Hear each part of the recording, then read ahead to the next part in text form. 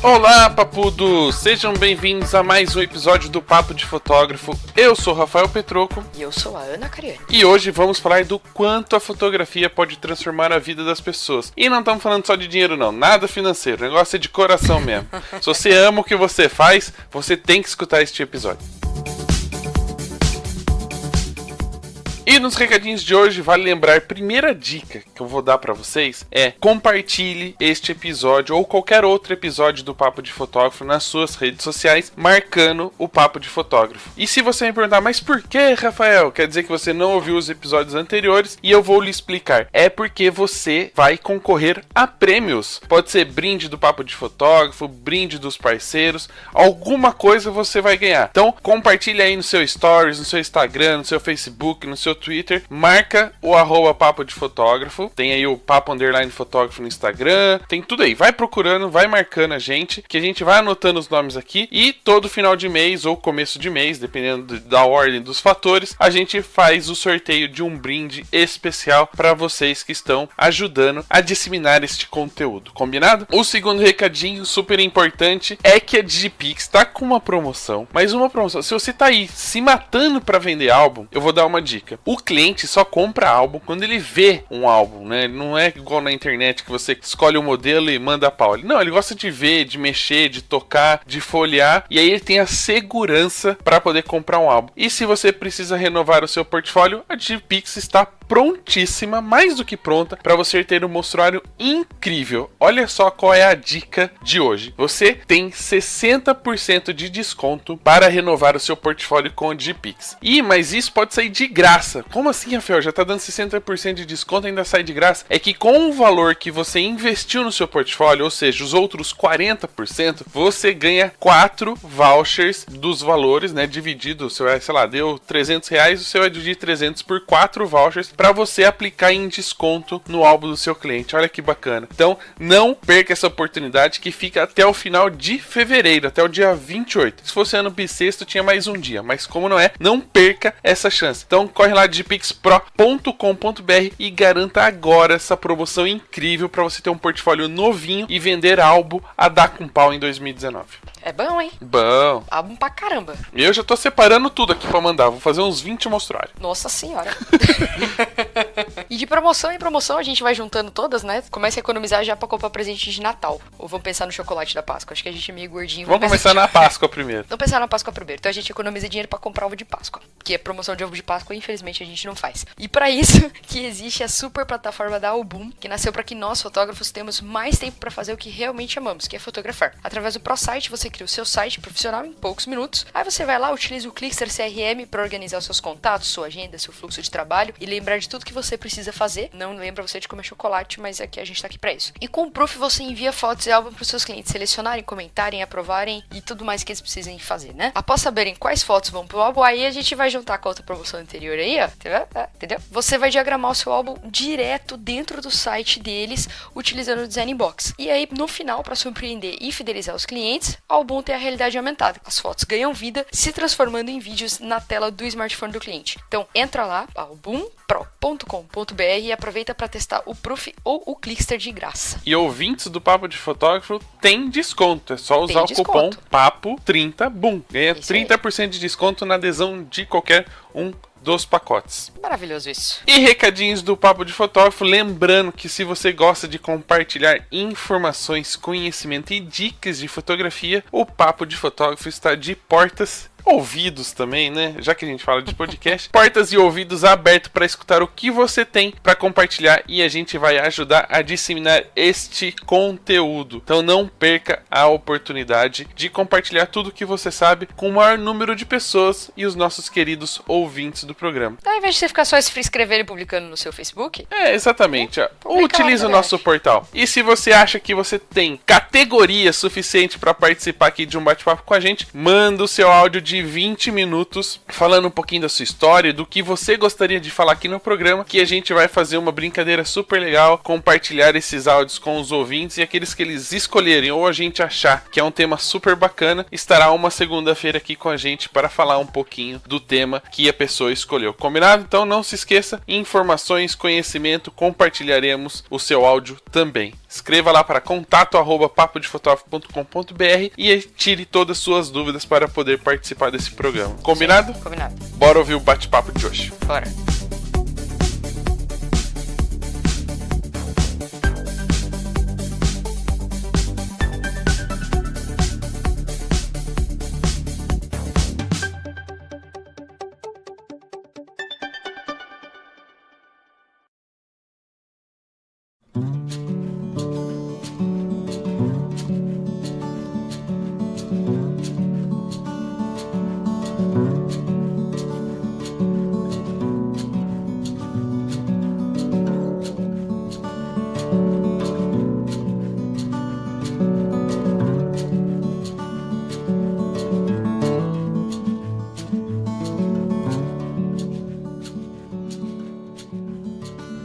Bom, e se você fala que fotografa por amor, eu quero ver se depois desse episódio você ainda vai continuar dizendo. Se recebeu um din-din, não é tão amor assim.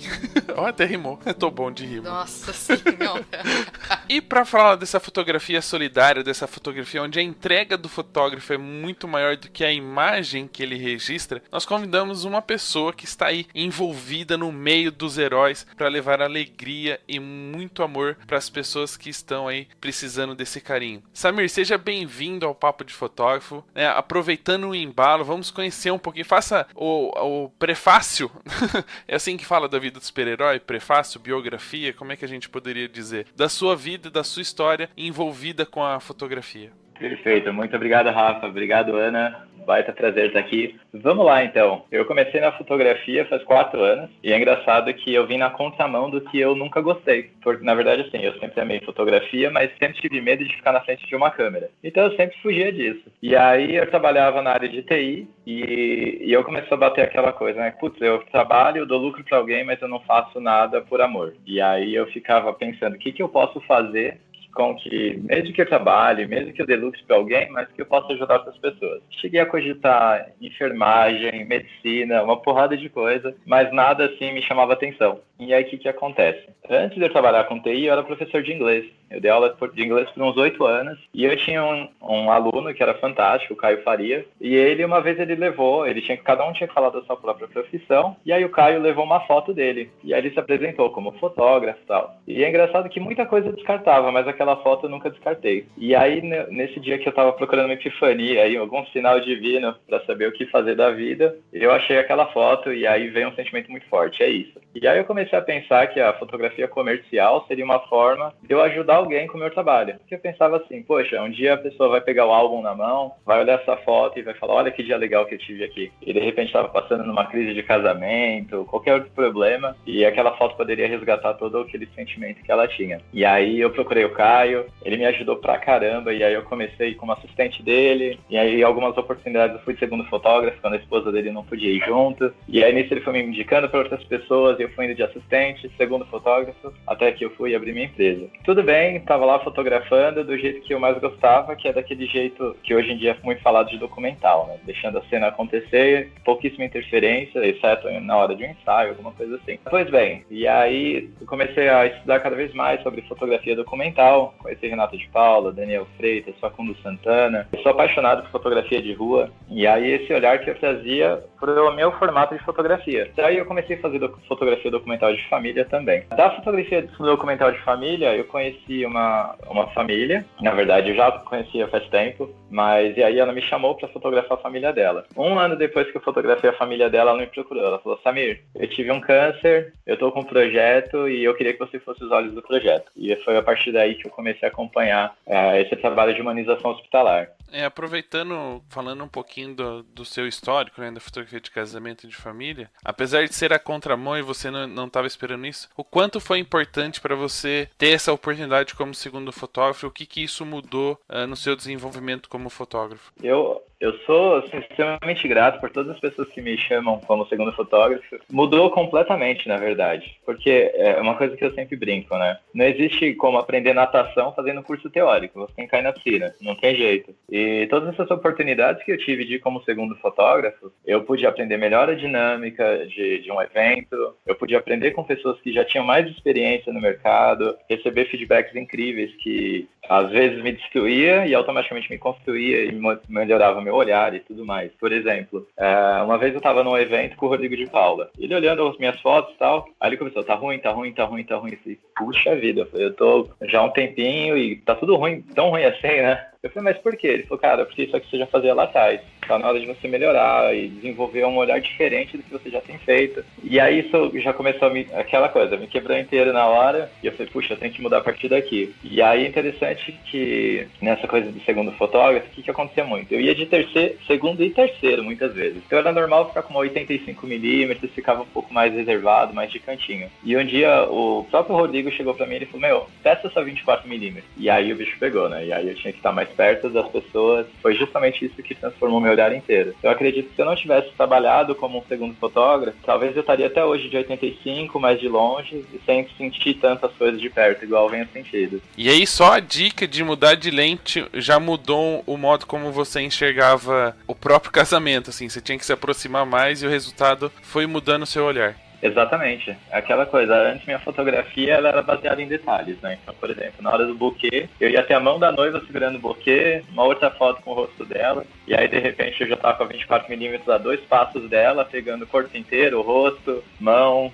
reação de madrinhas. Eu comecei a trabalhar com aberturas menores. Antes era sempre aquela coisa, eu colocava em f2, às vezes 1/4, e aí eu passei a trabalhar um 4,5 de abertura e querer muito mais detalhes, trazer muito mais história numa foto só, do que ter 200 mil fotos para conseguir contar a mesma história que eu faria em 4 fotos, por exemplo. E é interessante porque, querendo ou não, quando eu tava com 85mm, não tô falando que é certo, errado, nada disso, mas com 85 geralmente eu tava um pouco mais distante para conseguir pegar mais informação. Então às vezes eu não tava sentindo nada tão próximo. E a partir do momento que eu tava com a 24, eu tava muito mais na frente do que estava acontecendo, né? Isso me ajudou quanto a timidez, me ajudou a conseguir não só ver mais detalhes de uma vez só, mas tanto perceber alguma coisa, antecipar algum momento, e mudou completamente minha fotografia. E automaticamente, se a gente for pensar um pouquinho na história, essa aproximação que você teve que ter com as pessoas, né, para usar uma lente grande angular e ter todas essas reações, de uma certa forma te influenciou, principalmente nesse contato com essa pessoa que foi diagnosticada com câncer, que acabou te inserindo no projeto? Exatamente. O que acontece? Eu fui fazer um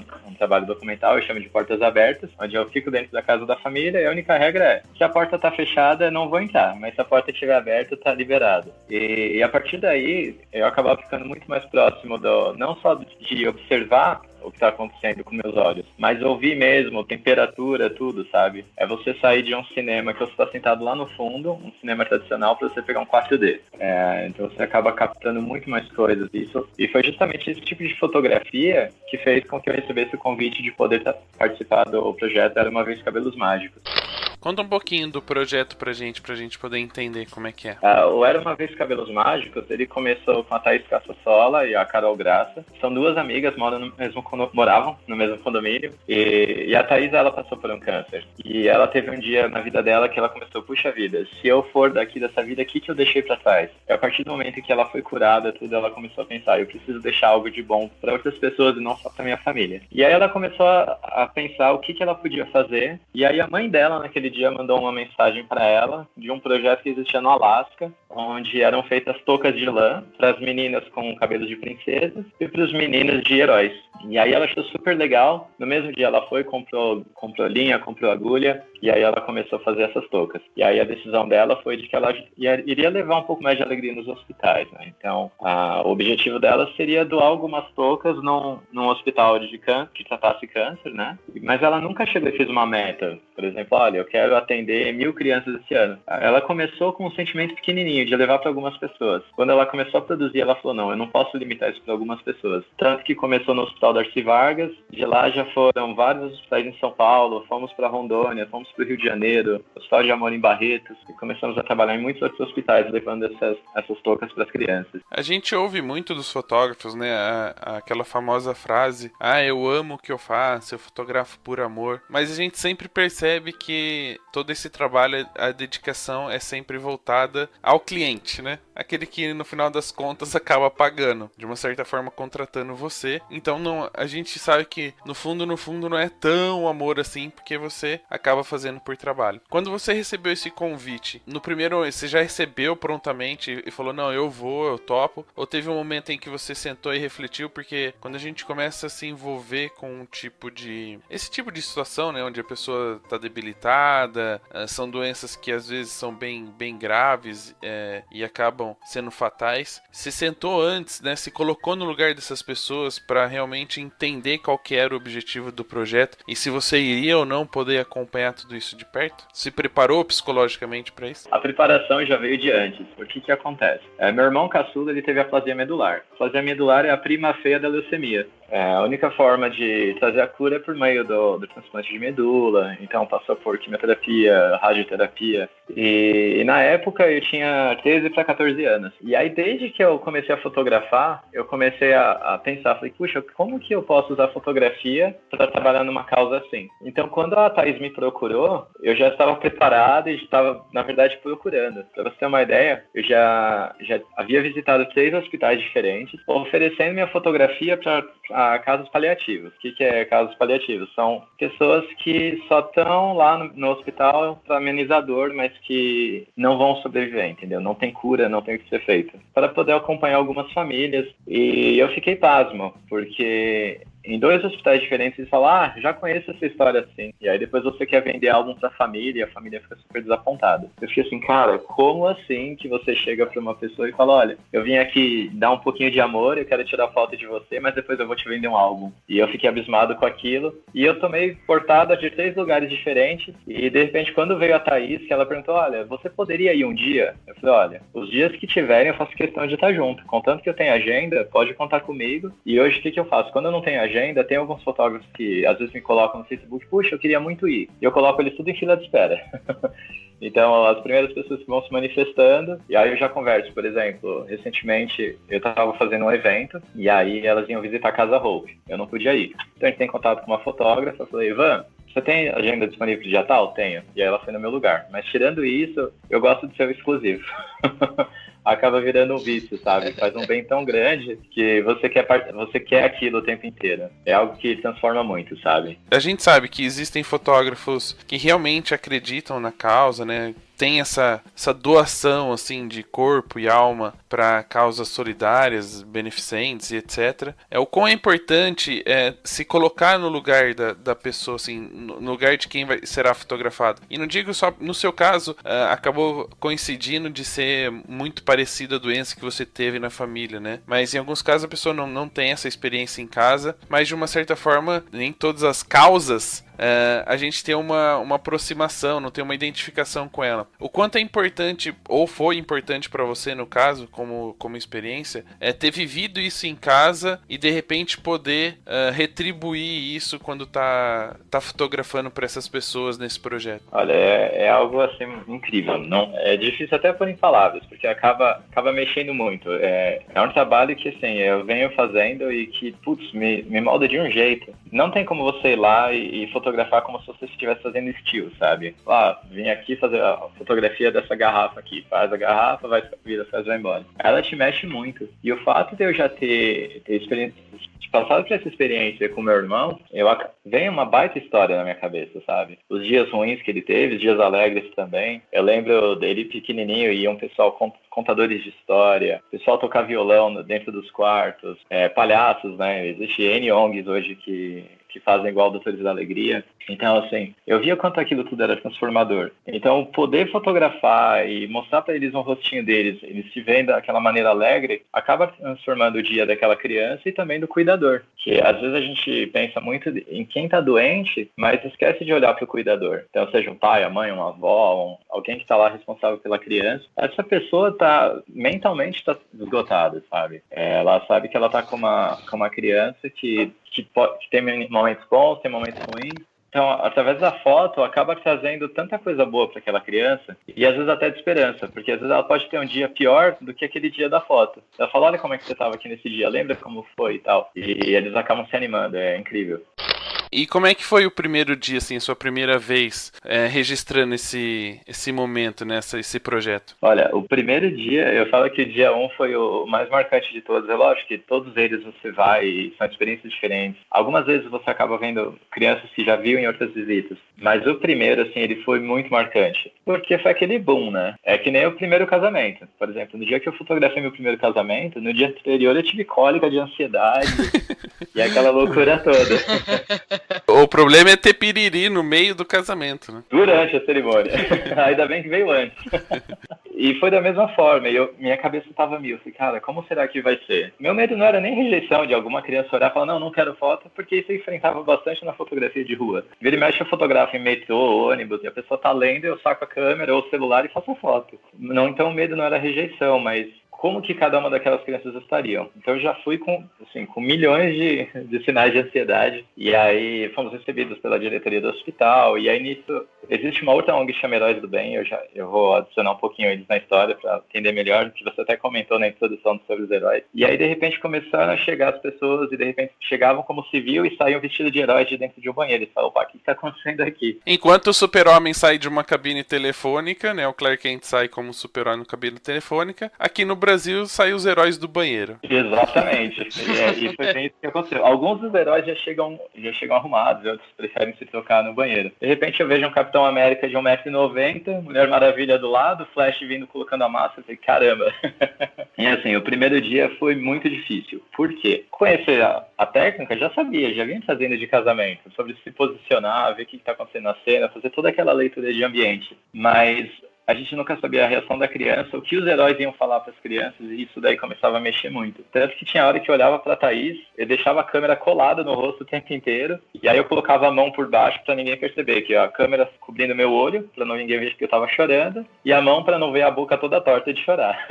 Porque, assim, você vê o que os heróis, eles fazem uma visita de humanização em hospitais, eles já tinham um trabalho antes. E aí, era uma vez que Cabelos Mágicos entrou em contato com os heróis do bem, e eles falaram, cara, que legal, tá, vamos fazer uma visita junto. E aí, imagina, tá lá o Capitão América entrando, conversando com a criança que tá recebendo um soro na veia, e o Capitão América começa a contar a história dele pra criança, né? Fala, olha, você sabe que eu também já fui muito pequenininho, que nem você é pequenininho, e eu tomei um sorinho, e olha como eu sou grandão hoje. Esse soro vai permitir que você seja grande um dia. Aquilo me derrubou, né? E aí eu comecei a lembrar do meu irmão, passando por químio, e aí eu só olhei assim, virei de costas, assim, dei aquela chorada rápida, sequei e falei, bora pra guerra, né? Vamos voltar pra cena, e mexe muito. Não tem como não se emocionar, sabe? Tanto pelo que os heróis falam, que as meninas do Era Uma Vez Cabelos Mágicos falam também na entrega dos cabelos, né, não das toucas, e também a reação das crianças em olhar aquilo e ficar tudo surpreso, sabe? Você vê aquele olho que estava super caidinho, de repente vê aquele olho esbugalhar de alegria, cheio de brilho, e você fala, uau, uma coisa tão simples que para eles mudou, sabe? Completamente o dia deles. Então fica uma dica para quem tiver algum projeto solidário, algum projeto como esses dois projetos que o Samir citou, tenha uma câmera à prova d'água. É muito bom isso, viu? Ainda bem que a câmera é resistente à água, né? Porque, olha, eu chorei muito. Pra falar a verdade, eu ainda choro acho que em todas as ações. É raros momentos. Porque, por exemplo, tem lugares, por exemplo, a Casa Hope, que a Vanessa foi no meu lugar. Foi um anfiteatro, todo mundo sentadinho, então era quase uma coisa de senha, sabe? Porque é a organização do lugar. É que nem, por exemplo, nós como fotógrafos não chega numa igreja e fala, olha, vocês vão fazer dessa forma porque a fotografia fica melhor. A gente se adequa como é feita a cerimônia. Então, da mesma forma, no hospital a gente se adequa com as diretrizes deles. Então, em situações assim, acaba sendo uma coisa bem mecânica. Agora, quando você vai para entrar no leito, entrar numa UTI, semi-UTI, aí a conversa muda, né? Porque aí você tá lá no ambiente da criança e você nunca sabe o que esperar, então sempre mexe bastante. Uma pergunta, até uma curiosidade. Em algum momento, não sei se alguém do hospital dá essa diretriz, assim, por ser uma coisa que mexe com a gente, né? Você acaba se emocionando e em algumas vezes acaba até chorando. Existe uma recomendação para que as crianças não vejam você chorando, para que elas não entendam que aquilo que elas estão vivendo ou que elas estão fazendo ali é um momento triste, é um momento ruim? Tem sim. O que acontece? Hoje a maioria dos hospitais eles têm um setor de humanização. A área de humanização hospitalar, ela visa sempre fazer, por mais que a gente saiba como é sofrido o ambiente hospitalar, que seja a experiência mais humana possível. Então elas sempre conversam, tal, falam, olha gente, se der vontade de chorar, sai do leito, vai pro cantinho, engole o choro, toma uma água, volta. Porque o objetivo da gente ali, o meu é registrar, obviamente, mas tem momentos que eu abaixo a câmera e eu participo junto com a criança e brinco também, mas o objetivo da gente ali é levar alegria para a criança, não é deixar ela mais triste do que de repente ela tá naquele momento.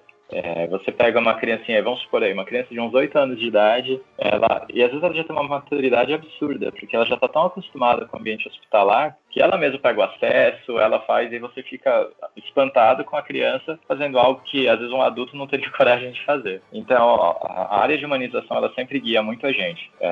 A maioria dos hospitais tem uma organização muito boa quanto a isso, sempre tem trocado muito e-mail antes, telefonema, sempre tem uma reunião, um briefing antes de começar a visita, sempre para ajudar bastante. Para você ter uma ideia, no Era Uma Vez Cabelos Mágicos, o que acontece? Apesar de ser a Thaís e a Carol, que são, digamos assim, presidente e vice-presidente da organização, tem mais de 60 voluntários que trabalham produzindo as toucas. São feitas oficinas semanais produzindo as toucas, então essas mulheres se reúnem, muitas vezes são viúvas, ou aquela mãe que todos os filhos já casaram e ficam sozinhas em casa, algumas que vinham de quadro depressivo e acabaram usando achando um modo de ocupar seu tempo e até, de certa forma, trazer remédio para si mesmo, sabe? Então, o que a Thaís e a Carol fazem? Elas convidam, cada visita é uma voluntária diferente para fazer a visita no hospital. Então, tem algumas voluntárias que acabam ficando bem emotivas. Então, com essas a gente tem que tomar um cuidado maior, conversar mais. Quando percebe que ela não tá se aguentando, falar, ó, vai lá pra Copa um pouco, senta lá um pouquinho, porque é importante. Você tem que ir lá levar sorriso e não lágrima, né?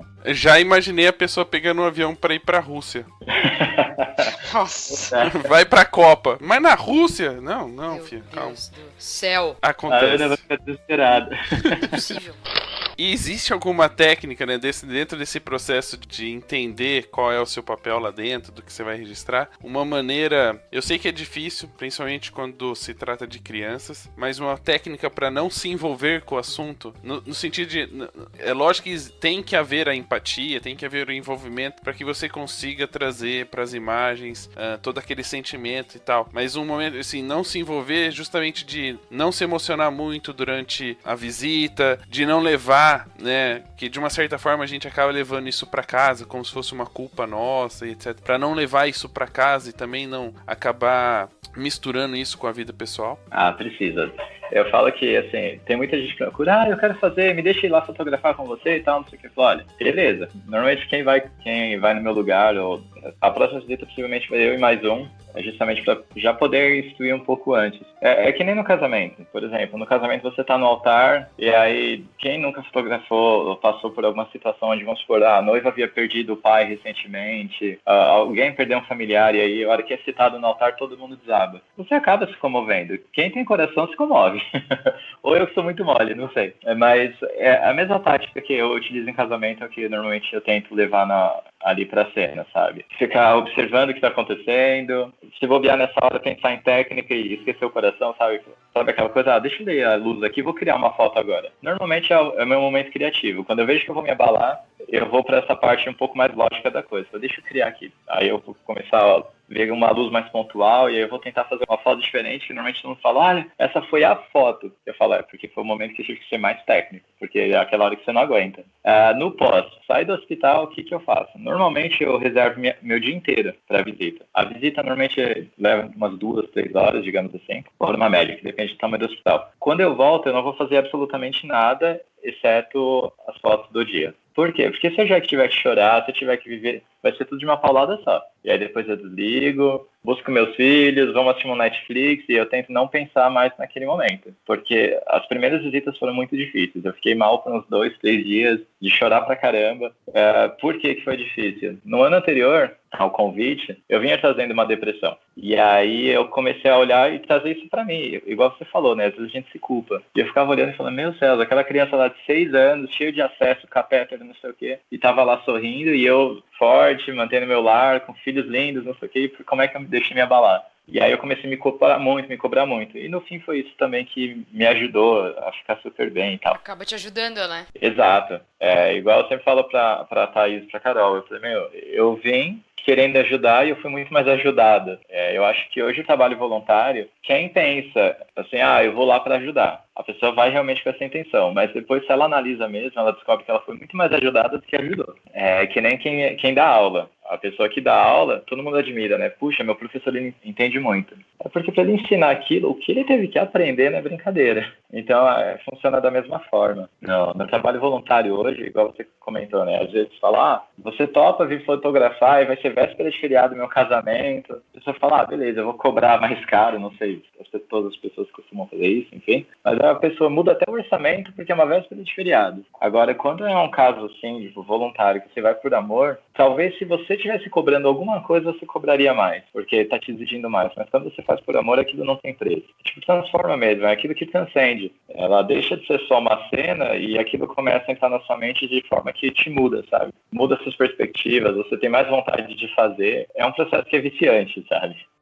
Nesse momento você tá fotografando, você tá acompanhando os heróis e as meninas. Eu sei que é difícil a gente falar em números, mas percentualmente falando, quanto tempo você fica com a câmera no olho, né? Clicando, registrando tudo isso. E quanto tempo você passa vivenciando aquilo, ouvindo as histórias, interagindo com as pessoas. Como é que funciona esse processo do registro? Normalmente eu faço assim, a minha primeira visita foi igual ao meu primeiro casamento.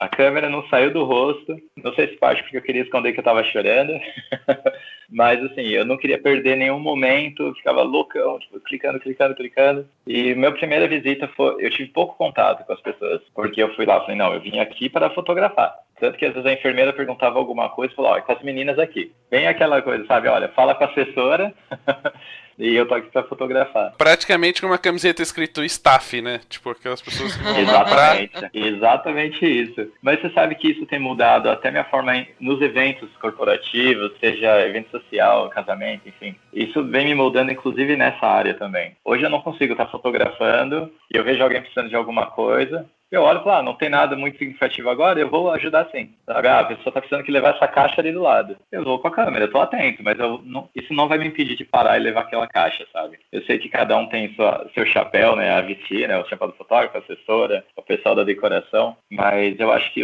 você ser humano não é só no hospital, não é só o Samir voluntário, sabe? Eu acho que se isso não te molda em todas as áreas da sua vida, não tá adiantando nada ser voluntário. Não querendo entrar em assunto de religião nem nada, mas, por exemplo, eu vou na minha igreja lá todo domingo e tal. Lá na minha igreja eu sou um santo. Mas em casa eu berro com meus filhos, eu sou um cara revoltado com a vida e eu tenho dois famílias diferentes, sabe? Eu acho que as coisas têm que se transformar e tem que ser geral. Não tem que ser só para aquele momento. Aí já pensou, você tá no meio do casamento, a pessoa precisando de ajuda, você fala, fica aí que ela vai jogar o buquê. A hora que ela jogar, eu vou aí te ajudar. Exato.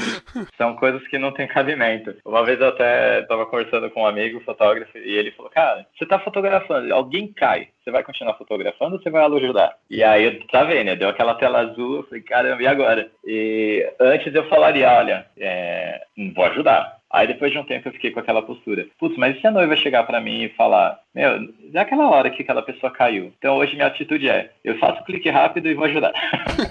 Eu dou risada, clico e ajudo. Às vezes eu clico e dou risada. Multitarefa. Eu estendo uma mão e vou fotografando pra ficar bonitinho, igual aquelas de blogueiro que a mulher vai puxando, assim, sabe? Uhum. Exatamente isso. Essa transformação é muito legal, né? Essa coisa da gente começar a prestar atenção nos pequenos detalhes. Dá pra perceber, eu não sei se vocês observam, mas quando eu vou num casamento, vou fotografar um casamento e tem alguma cerimônia antes da minha na igreja, principalmente na igreja católica, que às vezes tem 2 ou 3 casamentos no mesmo dia, eu presto muito mais atenção nas pessoas trabalhando. E justamente nessa relação que elas têm com as pessoas envolvidas com o casamento. Não só de falar, pra que ela tá usando flash nessa igreja que é clara, né? Porque isso também a gente pensa, a hora que tá vendo. Mas é justamente nessa relação de como eles conversam com os cerimoniais. Vou dar um exemplo básico, assim, que me irrita muito, que eu fico, tipo, eu falo, não acredito que o cara tá fazendo isso. A noiva entrando, o noivo desce a escadinha do altar e o fotógrafo está na frente dele em pé, fotografando a noiva entrar. Quer dizer, será que o cara prefere mesmo ter uma foto da entrada, porque você pode fazer foto da entrada de diversas formas, e não deixar o noivo ver ela entrar, ou ficar na frente dos pais durante a cerimônia, ficar bem na frente e não deixar eles acompanharem tudo, né? Será que você não pode abaixar um pouquinho e tirar a foto e sair? Se colocar realmente no lugar do outro, né? Isso vai transformando, e acho que talvez é isso que você queira dizer, começa a criar essas pequenas relações também para os trabalhos comerciais. Sem dúvida. Algo que é muito comum às vezes, vamos supor, eu tô dentro de um leito e eu tô fotografando a interação das meninas, dos heróis, e aí às vezes alguma enfermeira tá em procedimento e ela, desculpa, eu tô te atrapalhando. Não, de forma alguma, por favor, continua. E aí eu me afasto da cena, e aí eu vou pegar um outro ângulo, eu vou inserir aquela enfermeira na cena também. E o mesmo ocorre num casamento ou qualquer evento que você esteja fotografando. A gente tem que fazer parte no nosso trabalho, mas a gente tem que pensar também, ter essa empatia de pensar, olha, eu fazendo meu trabalho, eu estou atrapalhando o trabalho de alguém? É aquela coisa, olha, eu preciso garantir a entrada da noiva, eu vou fazer a foto e eu não quero saber a equipe de vídeo, vamos supor também, equipe de vídeo contratada à parte. Eu não quero nem saber, o problema é deles. Eu estou fazendo o meu, eles que se virem de um jeito. Eu acho que você tem que pensar no todo. E uma outra curiosidade sobre o processo quando você está fotografando, e você acabou de citar a enfermeira, eu lembrei. É óbvio que o convite veio para você registrar o trabalho dessas pessoas que são voluntárias, né? Os heróis, as meninas que vão entregar as toucas, né? Mas de alguma maneira você sente que precisa, você se coloca na obrigação de registrar tudo o que acontece em volta. Afinal, as enfermeiras também fazem parte do dia a dia. Na verdade, são elas as heroínas, né, daquela criança, daquele paciente.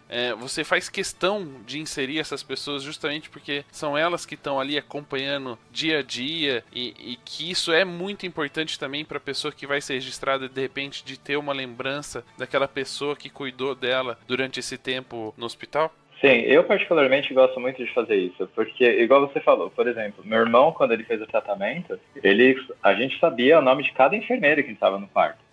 Assim como as pessoas costumam querer decorar o nome do médico, os enfermeiros também. Eu procuro sim, só que o que acontece? Na maioria dos casos, o pessoal de humanização já sabe que horas que a gente vai chegar no hospital e tudo, então eles pedem que medicação, tudo seja feito antes. Então, às vezes é muito comum as enfermeiras estar todas reunidas em grupinho, em uma parte, seja na sala de enfermaria e tal, e os quartos tá só o acompanhante e as crianças. É muito comum isso. Mas, às vezes, calha de, vamos supor, o horário da medicação é exatamente na hora que a gente tá no quarto, e aquela pessoa vai entrar. E aí eu faço questão, sim, mas geralmente eles não estão tão próximos assim.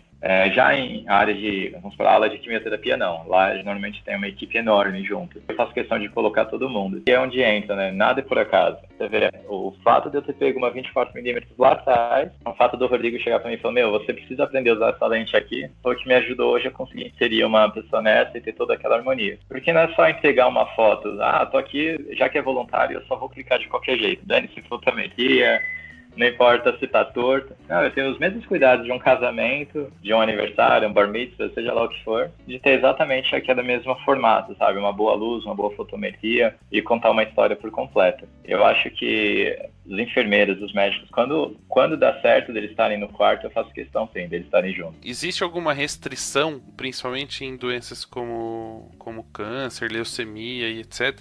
Alguma restrição física mesmo? O pessoal pede para não se aproximar muito, quando vocês entram na sala tem que usar alguma máscara, alguma coisa, igual acontece de vez em quando com parto, por exemplo? Sim e não. O que acontece, na verdade, é o seguinte, tanto que nos hospitais é normal você ver um pote de álcool gel na frente de cada quarto. Então, antes de entrar, você higieniza a mão, saiu de um quarto automaticamente, para esse outro você vai higienizar a mão. Os heróis normalmente não usam luvas, por exemplo, o Capitão América, ele no uniforme tem luva, né? Capitão América, o Batman, nas visitas eles não usam, porque não tem como ficar passando álcool gel numa luva, né? Numa luva de couro, enfim. Então eles trabalham sem luva. Fica a dica pro Tony Stark criar uma luva já autolimpante, autodesinfetante. Exato.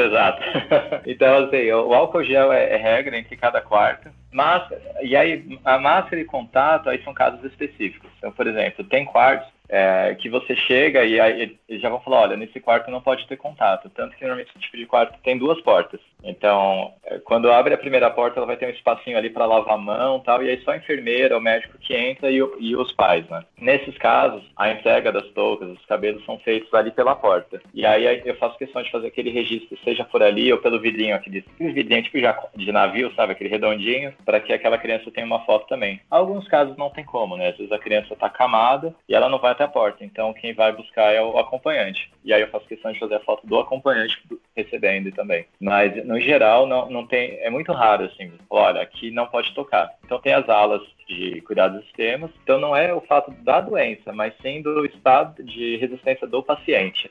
Teoricamente, a doença, o câncer, ele não é contagioso, né? Ele não é por tato. O maior perigo é a gente levar alguma coisa que está em nós, né? Eles estão com a imunidade baixa, né? Exato. Então, a imunidade está baixa, você vai trazer um perigo maior para ele. Então, existe esse tipo de restrição, mas no geral não tem. É bem tranquilo. Eu tive a oportunidade de fotografar uma vez. Eu tenho uma prima que é palhaça e ela chegou a fazer o trabalho em alguns hospitais. E eu fui fotografar uma vez pra ela. A gente entrou em alguns quartos que eram, né, tipo enfermaria com várias crianças. E teve um caso também que era a criança que estava isolada. Então tinha a porta com vidro, outra porta com vidro. Então elas fizeram, a gente ficou tipo nessa antessala, porque também não podia entrar, né, mesma coisa que você disse. E aí eu fotografei, tipo, do vidro do lado de fora. É, assim mesmo. Por exemplo, tem alguns hospitais que a gente não pode. Alguns hospitais falam, não, UTI vocês não fazem. Outros já deixam. No final do ano passado, eu tive uma experiência incrível, que aí eu recebi o convite dos Heróis do Bem e falou, olha, hoje a gente vai fazer o contrário. Consiga outro fotógrafo, mas hoje você vai vir de personagem. E é engraçado que ele sempre me chama de Peter Parker, né? Pelo fato de eu ser o fotógrafo. Putz, eu ia falar, era tão fácil, porque você não precisava nem de fantasia. Exato, mas só pentear o cabelo lambidinho assim pro lado. Exato, aí ia dar certo. E aí, o que acontece? Ele sempre brinca, você não tá reconhecendo ele? Quem que é o herói que tira foto e tal? E aí, como isso já é uma brincadeira desde a minha primeira visita, no final do ano eles me chamaram e eu fui de Homem-Aranha. E foi, assim, uma experiência incrível. Por um lado foi estranho pra mim, porque eu tava ali, eu tô vendo algumas coisas tão mais perto ainda que eu queria estar com a câmera. E quem foi comigo foi o Renan Torres, ele fez o trabalho muito bem, mas o fato de estar cara a cara, sabe, sem a distração do equipamento, foi uma experiência assim, incrível. E o fato de eu estar como Homem-Aranha, o uniforme do Homem-Aranha, como ele é todo latex, não tem como... Lycra, desculpa. Não tem como você tirar a luva, né? Então eu utilizei, na hora de visitar o UTI, eu utilizei uma luva cirúrgica. Mas o resto foi normal. Só que aí eu tinha esse cuidado de não tocar na criança. Então na hora de entregar as touquinhas, os cabelos, segurando pelo saquinho e deixar que a criança manuseie todo o processo. Porque imagina, são toucas de lã. E aí imagina eu caminhando que nem o Homem-Aranha, às vezes tinha criança que queria que eu fizesse alguma maluquice, eu colocava a mão no chão, alguma coisa assim. E eu vou lá e toco na lã. Então, para evitar esse tipo de contaminação, tudo eu fazia por meio do saquinho e a criança tirava de dentro do plástico. Então, assim, foi o único momento que eu fui obrigado, assim, a utilizar a luva, foi justamente no UTI, mas o resto foi super tranquilo. E vale lembrar que se você fosse de Homem-Aranha e levasse a câmera, você não ia tirar nenhuma foto das crianças, só ia tirar a foto de você, né? Que era o que o Homem-Aranha faz quando ele tá vestido. Exatamente. Olha aí o problema. Pra vender fotos pro jornal e tirar uma foto de si próprio. Verdade. Falando dessa relação, né, de tudo isso registrado, né, você já fez a pós-produção, o que, assim, talvez seja muito importante a gente levar em consideração para as pessoas que gostam ou gostariam de fazer projetos como o que você faz, de acompanhar esses projetos, além desses cuidados, né, de contaminação, de não expor os seus sentimentos na frente das crianças, existe uma outra coisa que é super importante e eu gostaria que você falasse um pouquinho de como você faz isso, ou da sua opinião sobre. É do que não fazer, né? De como não se aproveitar dessa situação. Como você disse, algumas pessoas se ofereciam para os hospitais, fotografavam as crianças e de repente queriam vender os álbuns, né? Isso já é também uma maneira de não ganhar vantagem, não tirar vantagem de um momento tão difícil para a família, para a criança. Quais são as outras atitudes que você não deve fazer para se aproveitar da situação, né? Desse momento tão frágil da família? A primeira atitude que eu tive, e depois o pessoal acabou brigando comigo e eu acabei entendendo, foi não colocar logo nas fotos. Eu falei, eu não quero que pensem que é uma coisa assim de sensacionalista, ou eu quero me vender por meio de coração e tal. Então, na primeira visita eu falei, olha, nenhum vai ter logo. Não, mas você tem que pôr logo, as pessoas têm que saber quem foi que tirou a foto. Eu falei, olha, eles podem perguntar pra você, mas não quero. A partir da segunda visita eles já começaram ao contrário, ó, se você não pôr o seu logo, a gente não quer você fotografando, porque as pessoas têm que saber quem é o fotógrafo. Então, por exemplo, quando um pai chega e fala, olha, me passa essa foto depois e tal, que até de repente poderia ser uma dúvida, né? Como que é feita a entrega? Diretamente com os dois grupos, com os Heróis do Bem e com Era Uma Vez Cabelos Mágicos. Porque o que eu quero tirar totalmente é que pessoas olhem e pensem que eu tô fazendo isso para me vender. Que eu tô, tipo, me panfletando, sabe? Por meio do voluntariado. Então, uma das coisas que eu prezo muito é isso. Tudo bem, eu tenho meu trabalho, minha profissão fotógrafo, mas ali não é o momento de eu tentar, tipo, ir com essa cabeça, sabe? Quem sabe aqui um pai resolve fazer uma festa de aniversário ou alguém tá casando. Não quero isso. Então, normalmente eu evito. Quando a pessoa pede, você me entrega essa foto depois? Eu falo, olha, vai estar tudo nas redes sociais do Era Uma Vez Cabelos Mágicos e do Heróis do Bem. Alguns casos que normalmente eu entrego específico para o pai em casos em que a criança está num estado que não está muito legal. Então, por exemplo, seja alguma característica física, alguns casos, dependendo do tratamento, caso deformidades. Então, por exemplo, eu achei um absurdo utilizar uma foto dessa, sabe, numa rede social. Não é porque eu tô pensando, essa criança tá feia, não é isso. Mas ela pode se constranger. Então, em casos assim, eu chamo o pai de lado e falo, pai, eu vou te mandar essa foto pessoalmente depois e tal. Seja por e-mail, seja por transfer, enfim. Por exemplo, uma foto muito marcante, ela vai ser tirada, mas ela não vai ser postada, entendeu? O pai vai ter essa foto. Mas eu acho um absurdo eu ir lá e divulgar uma foto dessa. Por mais que tenha uma boa intenção, né, a gente nunca sabe como as pessoas vão interpretar essa imagem. Não, e também às vezes até o próprio pai autorizaria, né, não se incomodaria, mas a gente não se sente bem em expor, né? Exato. E como vocês falaram, né, às vezes dá muita margem de interpretação. Pra você ter uma ideia, duas vertentes que aconteceu. Quando eu comecei a divulgar esse trabalho, eu colocava no meu Instagram profissional também. Tanto que tem algumas fotos lá. E depois de um tempo eu parei. Por quê? Porque teve alguns fotógrafos que me procuraram e falaram, cara, tô precisando melhorar meu portfólio, isso daí vai super chamar atenção. Me leva pra fotografar isso? Eu falei, cara, nunca. E eu fui lá e bloqueei a pessoa. E a vida, tô desbloqueando, isso não é uma atitude, blá, blá, blá, blá. Mandei aquele super mensagem com carinho.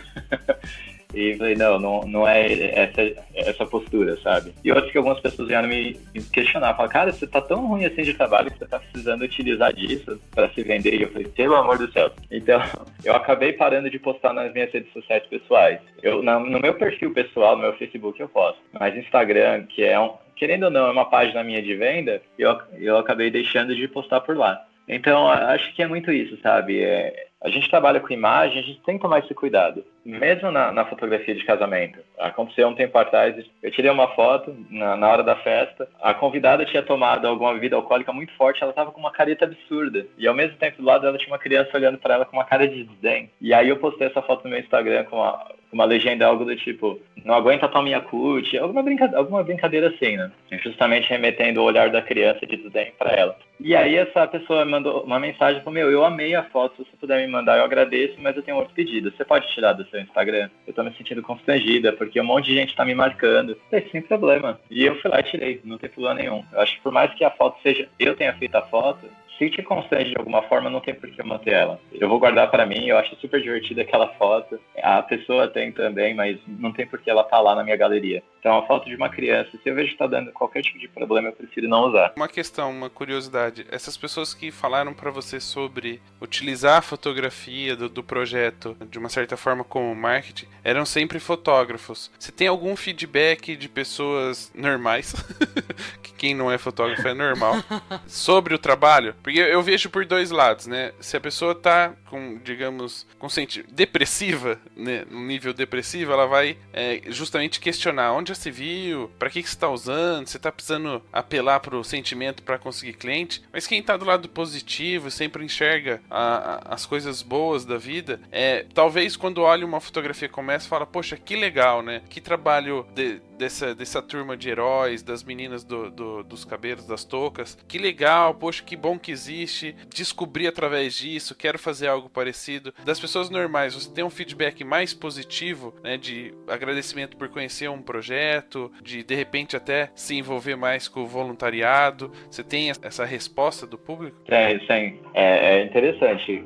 O civil, né, as pessoas não fotógrafas, até hoje eu nunca tive nenhum comentário assim depreciativo, sempre foi super legal. E normalmente comentário em geral, se eu for assim resumir o que normalmente eu leio é: puxa vida, que trabalho lindo. E algumas pessoas falam: poxa, você é um super-herói, você é um super-humano. Eu falo: não, eu só, e eu gosto de fazer isso, é algo que me faz sentir muito bem. Foram poucos casos de fotógrafos que vieram com essas dúvidas, indagações, enfim, mas no geral o público ele recebe de uma forma muito legal, e o que mais me agrada, o que mais me motiva ainda, é eu ver o quanto as pessoas acabam me procurando e falando: cara, eu queria fazer. Eu tive vários fotógrafos, alguns amigos bem próximos, outros que me chamaram, que me seguiam em rede social, tal, que me procuraram e falaram: cara, eu queria tanto utilizar a fotografia para algo do gênero, você me ajuda? Recentemente eu tive um contato bem grande, já tenho uma amiga que ela faz clown num grupo chamado Total Clown. Eu falei: olha, tá aqui o telefone dela, conversa com ela, eu sei que ela tá procurando um fotógrafo. Então, assim, o que eu acho mais legal é que as pessoas que vêm do bem mesmo, quando vem uma foto desse tipo, acaba se transformando se pondo na posição de: eu quero fazer isso também. Isso é o que eu mais vejo. Cara, eu quero participar, como eu faço? Aí eu falo: olha, você pode doar financeiramente para que elas possam comprar mais lã, porque a arrecadação das lãs tudo vem de doação. Então, assim, eu falo: olha, você pode doar dinheiro, você pode doar tempo crochetando, né, fazendo as toquinhas, você pode ir na oficina e aprender a fazer. Seja fotógrafo, olha, você pode procurar outras instituições, ou vamos lá comigo um dia. Então, assim, eu gosto muito desse poder transformador, sabe? Muitas vezes a gente pensa: qual que é o poder que a fotografia tem de transformar a vida de alguém? Ou quantas vezes a gente acabou mudando um pensamento por ver uma foto e falar: caramba, e aquilo nos molda. Então, quando eu vejo pessoas vendo essa fotografia e falando: cara, eu quero fazer isso também, isso acho que é o maior prêmio que eu posso ter. Além da criança, de ver ela sorrindo, recebendo uma toquinha e tudo, mas ver que transforma de todos os lados, seja o paciente, seja a pessoa que está vendo as fotos, e isso é maravilhoso. E você não continuaria postando justamente para, entre aspas, incentivar as pessoas, né? Mostrar para as pessoas que existe o projeto? Porque de haters a gente tá cheio. Sem dúvida. As pessoas que não conhecem a gente, Eles não sobram, conhecem né? nossos objetivos, não conhecem nossos valores, nossos princípios, elas sempre vão questionar, sempre vão puxar pro lado negativo alguma coisa que a gente faça. Você não continuaria postando nas redes sociais, pessoais e profissionais, justamente para mostrar para as pessoas que existem esse caminho, que as pessoas, mesmo com problemas de saúde, mesmo com as esperanças aí, já no final, têm direito e podem sim ser felizes, né, tendo um registro bacana, de um momento super legal, de uma experiência que poucos podem viver, né? A gente sabe que os motivos não são os melhores, mas que de uma certa forma esses projetos levam um pouco de alegria, um pouco de paz e tranquilidade para as pessoas que estão no hospital. Você não continuaria publicando para as pessoas de bem? O que você falou, hater vai ter, é o que dizem: se você acender uma vela, automaticamente você vai criar uma sombra pro lado dela, né? Não tem jeito, mas sempre vai ter os que amam, os que odeiam, e que bom. Imagina que se tudo fosse só rosas, né? Hoje eu mantenho no meu Facebook, tanto que eu falei: não vou cortar completamente. Esse é um projeto que eu tô sendo bem teimoso, para falar a verdade.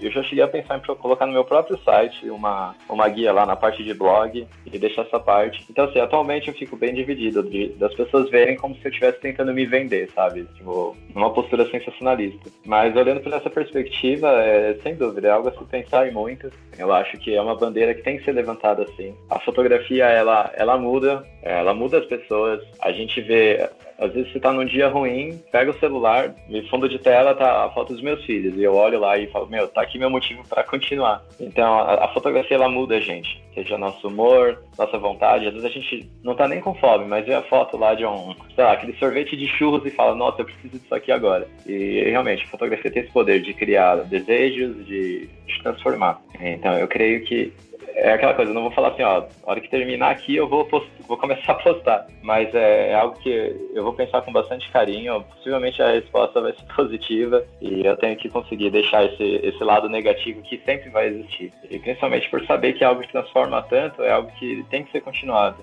E se eu guardo, é aquilo que falam, né? Quem não é visto não é lembrado. E de repente outras pessoas poderiam, que nunca viram no meu feed, de repente ver e falar: nossa, que legal, o que é isso? E daí surge a curiosidade e tal. No final do ano a gente fez uma visita em Rondônia, em Porto Velho, e foi bem interessante que muitas vezes os pais não me adicionam nem nada. Alguns começam a seguir, mas assim, é um volume muito pequeno. Essa visita em Rondônia, muita gente me adicionou no Facebook, Instagram, e putz, é tão gostoso. Às vezes eu tô trabalhando e aí chega uma mensagem no Messenger: oi tio, tudo bem? Aqui é o Douglas, tal, lembra que você me visitou, tal? E aí, quando eu olho lá na foto, tá a fotinho que eu tirei, tá lá no perfil dele. E ele vem me dar notícia, falou, olha, eu fiz mais uma sessão de químio, essa semana eu tô super bem. E aí eu começar a receber notícias dessas crianças. E é tão maravilhoso de você poder ver que você acaba sendo lembrado por algo. O que eu fiz é aquela coisa, pra mim foi o mínimo da visita, que foi só registrar a visita. Eu acho que o trabalho das meninas da Uma Vez Cabelos Mágicos em conseguir material, conseguir manter uma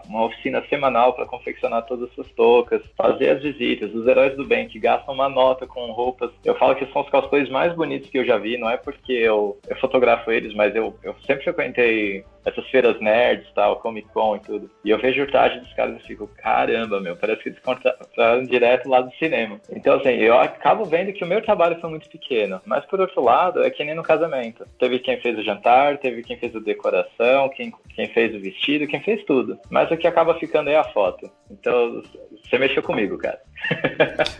Eu acredito que eu vou voltar a postar sim. O que ele acabou de falar que ia acabar e não ia postar, ele vai fazer. Inclusive, já deve estar fazendo agora. Eu sei que esse episódio é mais sobre a sua história, sobre essas experiências que você tem vivido, mas eu posso, sim, me dou o direito de dar uma sugestão, né? Principalmente para esse momento onde as pessoas... A gente tá justamente falando de não se aproveitar da situação, e para que as pessoas não entendam isso como um aproveitamento ou como um marketing para vender seu trabalho, talvez uma outra forma de você incentivar as pessoas, né, a participarem, a conhecerem os projetos, ou você publicar no seu blog com um texto contando essas histórias, né, para as pessoas realmente sentirem vontade de participar, ou pelo menos nas suas cidades procurarem algo parecido para também colaborar, ajudar, ou de repente até desenvolver um portal junto com os heróis, com as meninas, contando as histórias, né, pedindo depoimento dos pais, como eles estão lidando com essa situação, para que outras pessoas possam ajudar, ou seja, de uma forma lúdica e ilustrativa através das imagens, mas também com histórias que possam outros pais de outras localizações, de outros hospitais que de repente não conseguem essas visitas com tanta frequência, possam se inspirar e de repente buscar aí uma ajuda e trazer para perto deles também projetos como o de vocês. Então não necessariamente precisa ser só a divulgação da foto do seu ponto de vista, onde as pessoas entendam como marketing, mas de uma colaboração de todos vocês para ajudar também outras pessoas, de repente posts com dicas para fotógrafos que querem trabalhar, ser voluntários em projetos como esses, para eles também possam aprender, já não enfrentar alguns erros ou alguns problemas que normalmente acontecem. A gente deu algumas dicas aqui no programa, né? Usa luva, álcool em gel. Então esse tipo de conteúdo também às vezes pode ajudar e as pessoas vão enfrentar menos como se fosse um marketing. Fica a dica. Boa, fantástico, gostei. Já que você falou de como entrega as fotos, né, como é o processo de entrega, é óbvio que você já citou alguns recadinhos que você recebe, mas você tem noção da importância desse registro para os pais? Você recebeu mensagens dando um feedback do sentimento que eles têm ao receber essas imagens, já que não é você que entrega normalmente diretamente a eles? Sim, muitas vezes eu acompanho também pela página da Uma Vez Cabelos Mágicos e também dos Heróis do Bem, o que eles comentam. E algumas coisas que eu recebo também, alguns que mandam direct no Instagram, é formidável, assim, você ver eles olhando e falando, cara, como é bom o jeito como você guardou o sorrisinho deles, parece que eu tô vivendo aquele momento tudo de novo. E sempre eles tocam nessa tecla, de que eles estão vivendo aquele momento feliz deles de novo. Quando a gente foi pra Rondônia, nós ficamos 5 dias lá. E a primeira visita foi uma experiência, assim, extremamente difícil. Nós estávamos indo pra enfermaria, tinha acabado de entrar no hospital, passou pela recepção, tal, selfie daqui, uma baguncinha de lá. Chegamos para começar a fazer nosso trabalho. E aí veio uma enfermeira correndo, ela falou, olha, eu não vou citar nomes do menino, em respeito aos pais e tudo, mas eu falo, olha, ele tá na porta do elevador, ele tá chorando bastante porque ele tá indo pra UTI, mas ele queria ver o Flash antes de ir pra UTI. E aí o Flash voltou, nós fomos todos até o menino, conversamos com ele um pouquinho e tal, demos uma touca do Flash pra ele ficou super encantado e assim, ele abriu uns sorrisos enormes, e o Flash, a pessoa que faz o Flash, ele é extremamente cativante, o Marco Tilly, e assim, ficou todo mundo encantado ali com o momento, os pais, a criança e tal. Beleza, ele foi pra UTI e tal. No dia seguinte, a gente recebeu a mensagem que aquele menino faleceu. Teve uma caminhada em Rondônia, que era a caminhada Passos do Bem, E aí os heróis do bem abriram a caminhada. E quando a gente chega lá, tá os pais desse menino com a touquinha do Flash na cabeça. Aquilo lá foi, assim, uma porrada enorme. E aí eu comecei a perceber o tamanho da importância desse trabalho. Não tem como eu chegar um dia e falar, eu tô trabalhando muito, não tem mais como eu fazer. Depois todas as experiências boas já me mostravam que eu tinha que continuar com esse trabalho e continuar me esforçando em dias bons ou dias ruins, porque essas crianças merecem. E o dia que eu vi a força desses pais com a touca na cabeça, depois essa mãe me adicionou e tal, e aí ela posta as fotos do filho, e ela fala que eu registrei o dia mais feliz da vida daquele menino. Mesmo sabendo que ele teve uma vidinha curta. Mas esse é o nosso trabalho. Quantas vezes já aconteceu também de fotografar um evento, tirar uma foto de um senhor mais de idade e depois receber a mensagem da noiva, olha, obrigado pela foto do meu avô, ele se foi e obrigado por registrar esse dia. Então, a gente não sabe quando que nós vamos, a gente não tem aquele termômetro do peru de Natal, sabe, que fica vermelho, a hora que sai pra fora ali, acabou, tá pronto o peru. Então a gente nunca sabe se a gente tem um dia mais ou um dia menos. Então eu acho que se doar em tudo que a gente faz, dar o nosso melhor e fazer de tudo para fazer tudo com muito amor, sabe? Eu acho que o dia que isso cair na real, de todas as pessoas, não só no trabalho voluntário, mas em tudo na nossa vida, eu acredito que a gente deixa de fazer o ordinário e passa a fazer o extraordinário. Porque a gente sabe que o que a gente faz, o nosso trabalho como fotógrafo, ele perpetua, a gente vai fazer isso com certeza com muito mais amor. Eu só queria informar que eu estou segurando o monitor na frente do meu olho e com a outra mão embaixo. Eu entendo.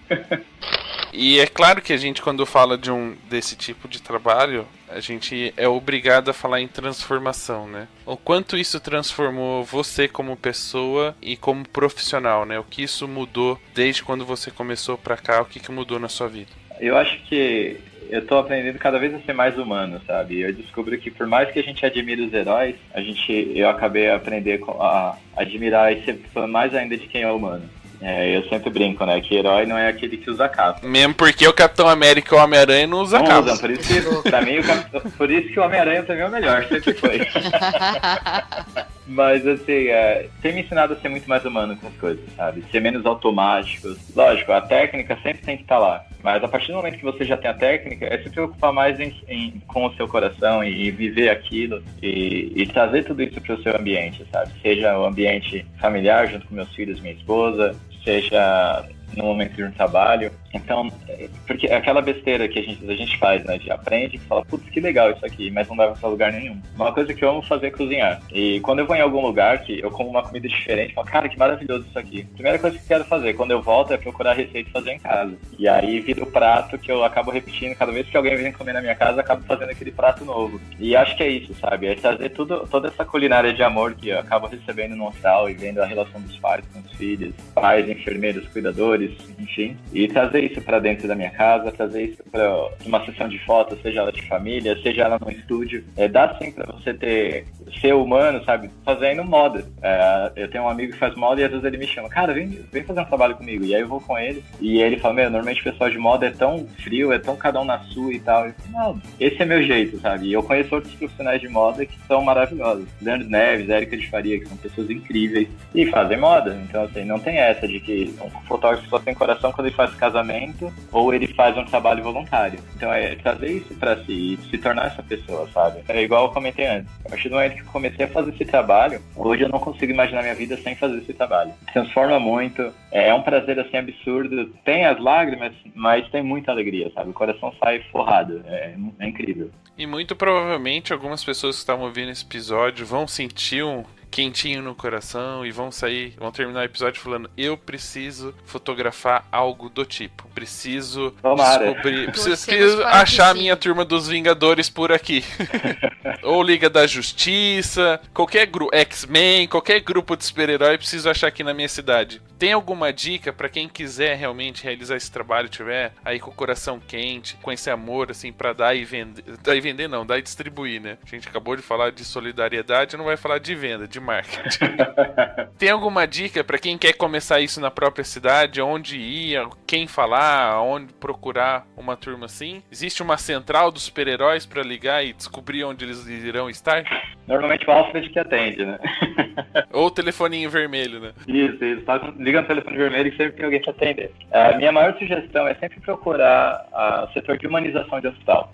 seja de hospital, seja de clínica. Por exemplo, GRAAC é um lugar fantástico, super referência. Eles têm, assim, patrocinadores, apoiadores a rodo, e não é à toa, porque eles têm um trabalho incrível. Então, normalmente, esses lugares, assim, muito grandes, para falar a verdade, é mais difícil, porque tem muita gente que já faz. Porque, como tem muita visibilidade, normalmente o pessoal vai no óbvio, né? É o mais comum. É aquela coisa, você começa a fotografar e a primeira pergunta, que não é Nikon? Mas existe Sony, existe Fuji, existe Leica pra quem tiver mais dinheiro, enfim. E da mesma coisa. Então, assim, às vezes é até fugir um pouco dos famosos. É procurar o hospital da região, procurar a pessoa que cuida de humanização, que ali é o melhor lugar de começar. E aí o segundo ponto é sempre procurar no Google, por exemplo, equipes trabalho hospitalar, equipe de trabalho infantil, são palavrinhas-chave que você sempre acham pessoas que têm um trabalho legal e avaliar. Existe hoje é bem interessante, né? Apesar de eu trabalhar com essas duas ONGs em paralelo, tem a Total Clown que eu comentei, existe Doutores da Alegria, quase todos os hospitais existem mulheres que eles chamam de bonequeiras, que fazem bonecas de pano para as crianças, toucas, meias, é muito normal você ver grupos que fazem meias para doar para as crianças, porque o hospital é muito frio. Então, assim, é sempre procurar, tipo, grupos que trabalhem, normalmente a descrição trabalhamos com cuidados de crianças, causas com câncer, então essas palavras-chave sempre ajudam a achar na região de cada uma. Os próprios hospitais, né, nos setores de humanização, já tem também uma lista de pessoas que vêm como voluntários e eles podem acabar repassando esses contatos, né? Exatamente. Muito bem, muito bacana. Então, se você está com o coração quente, quer fazer parte da Liga da Justiça, X-Men ou Marvels e qualquer outra reunião de super-heróis, Thundercats, né, esse grupinho aí, tem que entrar no contato com o hospital ou nas associações que fazem já esse trabalho. Samir, queremos agradecer a sua participação. Esse é um daqueles episódios que a gente tem muito orgulho de poder gravar, porque mostra o quanto a fotografia pode ser transformadora e quanto ela é uma ferramenta de transformação na vida de outras pessoas. E mostra o quão pequeno é o nosso trabalho perto dos desafios que algumas pessoas enfrentam na vida. Então, para quem quiser acompanhar mais o seu trabalho e conhecer um pouquinho mais desses dois projetos que você acompanha, pode acessar onde, quais são os links. Vamos lá. Meu Facebook pessoal vai ser um canal, pode me procurar, é Samir Varani. Meu Instagram também é Samir Varani. Essas duas ONGs específicas que eu trabalho Era Uma Vez Cabelos Mágicos e a outra é Heróis do Bem. Essas duas ONGs e a Total Clown também. Essas três ONGs, elas têm página no Facebook, têm Instagram, são pessoas incríveis, pessoas super humanas mesmo. E podem me procurar, seja no meu perfil pessoal, pode procurar no Instagram, que eu faço a maior questão de ouvir todo mundo com carinho e poder ajudar de alguma forma. Então é isso, galera. Corações quentinhos, vontade de fotografar tudo pelo mundo. Até o próximo episódio. Até o próximo.